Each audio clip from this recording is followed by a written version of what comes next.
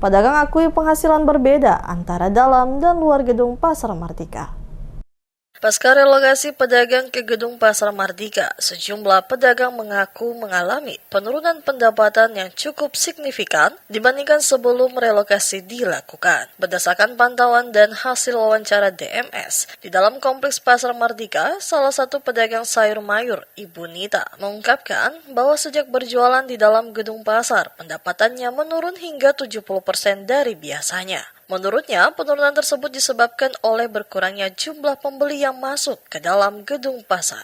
Hal ini terjadi karena masih banyak pedagang yang berjualan di luar gedung pasar, sehingga pembeli lebih memilih berbelanja di luar area resmi pasar. Kondisi tersebut dinilai seharusnya dapat diantisipasi oleh pengelola Pasar Mardika dengan menertibkan pedagang agar berjualan di dalam gedung pasar, bukan justru membiarkan sebagian pedagang berjualan bebas di luar area pasar. Akibatnya, para pedagang yang berjualan di dalam gedung hanya bisa berharap adanya pembeli yang masuk. Itu pun jumlahnya sangat terbatas dan dapat dihitung dengan jari, karena mayoritas pembeli lebih memilih berbelanja di luar gedung.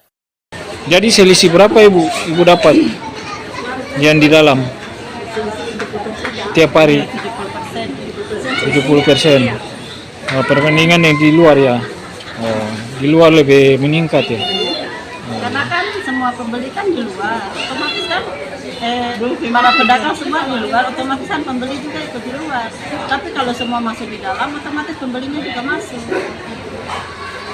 Tapi saya tahu pasar ini sudah dari awal pertama masuk itu keluar masuk. Saya jelas.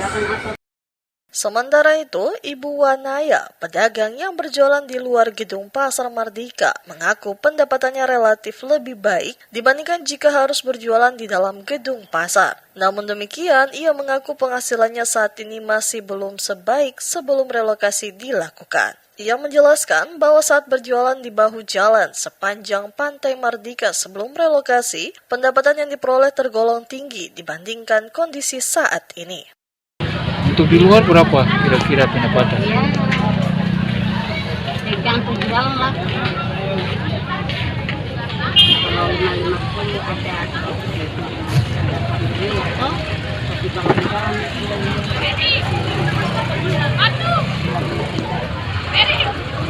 Iya. Jadi di luar lebih bagus. Hingga kini, persoalan penataan pedagang di kawasan Pasar Mardika Kota Ambon belum sepenuhnya terselesaikan. Masih terdapat sejumlah pedagang yang belum memperoleh tempat berjualan di dalam gedung pasar. Di sisi lain, terdapat pula lapak yang telah disediakan, namun belum dimanfaatkan tanpa alasan yang jelas. Pasar Mardika tetap menjadi pusat aktivitas ekonomi utama di Kota Ambon. Namun, pasar tersebut masih dalam proses penyesuaian terhadap sistem pengelolaan baru di tengah menurunnya daya beli konsumen.